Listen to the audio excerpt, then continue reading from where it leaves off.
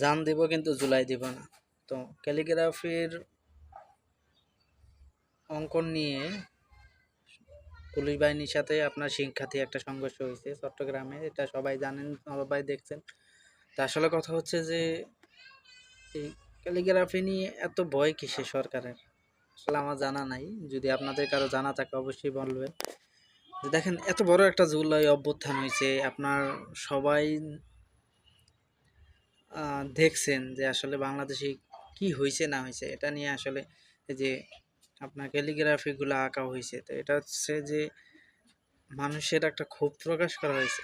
কিন্তু সেটা আস্তে আস্তে দেখলাম যে বিভিন্ন জায়গা থেকে মুছে ফেলা হচ্ছে। যে আসলে কি জন্য, কি কারণে মুছে ফেলা হয় আমার জানা নাই।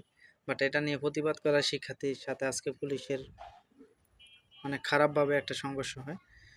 তো আসলে আমি বলবো যে অতি রঞ্জিত বাড়াবাড়ি কোনো কিছুই ভালো না। তো সরকারকে বলবো যে আসলে এগুলা মুছার মতো কিছুই হয় না, বা এগুলা যে দেখলে ভয় পাবেন এরকমও কিছু না। আসলে একটা অভ্যুত্থান হয়েছে, অভ্যুত্থানের স্মৃতি থাক না, তো এগুলো মুছার মতো কি আছে? তো আসলে এগুলো তো একদম মানে এমন না যে এগুলা রোড ঘাট বন্ধ করে রাখছে, এরকম না। এগুলো দেওয়ালে পড়ে আছে শিক্ষার্থীর গণ অভ্যুত্থানের স্মৃতি। তো সমস্যা কি থাকলে?